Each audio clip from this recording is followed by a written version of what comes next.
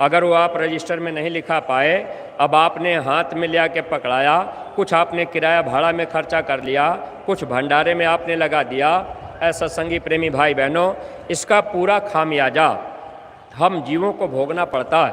क्योंकि अगर आरती की सेवा कोई प्रेमी 10 रुपया गुरु महाराज को चढ़ाया, फोटो पर चढ़ाया, अब उसने कहा हे मालिक, हमारे बच्चे के सर में रोज़ दर्द होता है, आप दया करके दर्द को ख़त्म कर दीजिएगा। अब हम तो बड़े गरीब हैं, कोई सांसारी आदमी है, सत्संगी नहीं बन पाए, सत्संग हुआ, माताएं बहनें गई, अब उन्होंने 10 रुपया चढ़ा दिया और कह दिए कि हम तो आपके दरबार मथुरा नहीं जा पाते, लेकिन आप दया कर दीजिएगा, मेरे बच्चे का सर दर्द ख़त्म हो जाए। अब आपने उस सेवा को कहीं भंडारे में, कहीं अपने काम में, कहीं किराया भाड़ा में लगा ही लिया, तो ऐ प्रेमी भाई बहनों, वह सर का दर्द जाएगा कहाँ? क्योंकि दरबार तक तो आएगा नहीं, गुरु उसको अपने ऊपर ले नहीं पाएंगे।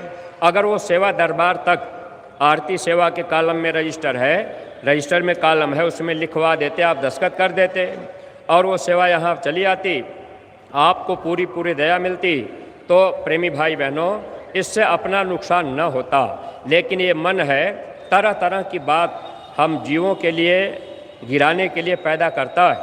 अब हम लोग ये सोचते हैं चलो भाई हम महाराज जी के हाथ में पकड़ा देंगे तो हमको लाभ मिल जाएगा। बहुत से अपने सत्संगी प्रेमी हैं, आदेश का पालन करते हैं।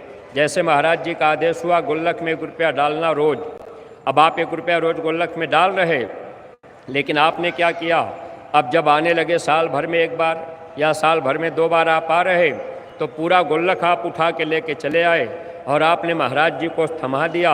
अब आपका मन तो कहेगा कि महाराज जी हमसे बहुत खुश होंगे, क्योंकि हमने गुल्लक में जितना डाला है, अब पूरा का पूरा गुल्लक ले आकर के आप महाराज जी को थमा दिए। अब वो मिट्टी का बना हुआ गुल्लक आपने ले आया, आप ले आकर के दे दिए, 1-1 रुपये का 2-2 रुपये का सिक्का उसमें पड़ा है, जो सिक्का चलता ही नहीं। आप यही मथुरा में अगर सिक्का ले जाएंगे तो 10 रुपये का सिक्का मथुरा में लोग जल्दी लेना नहीं चाहेंगे।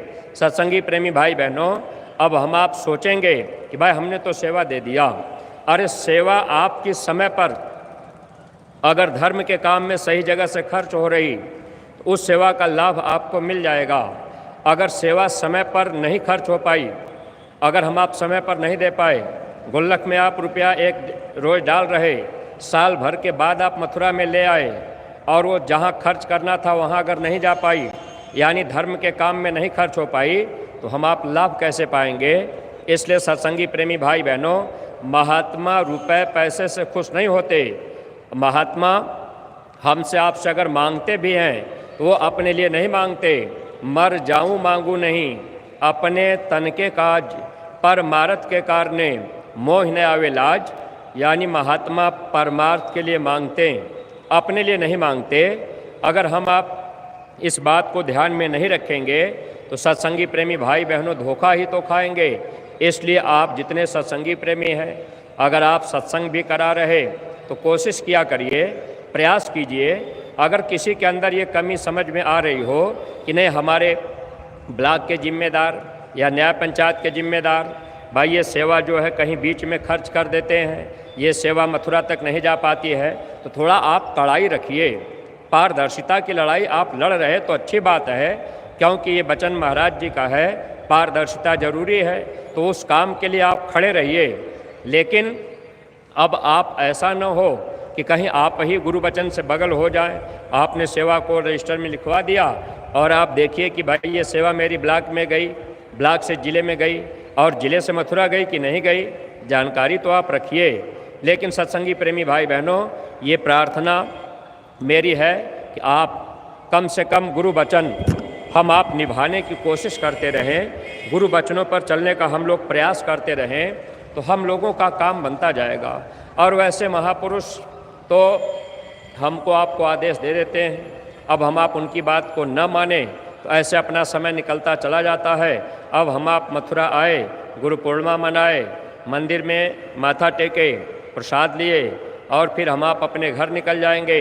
तो रोज़ खाना पकाना अपने घर में है, लेकिन भक्ति करने का अवसर जीवन में कभी कभी जब गुरु मिल जाते हैं तब मिलता। स्वामी जी महाराज ने एक बार कहा कि बच्चे तुम भक्ति करने के लायक नहीं हो, जबरदस्ती भक्ति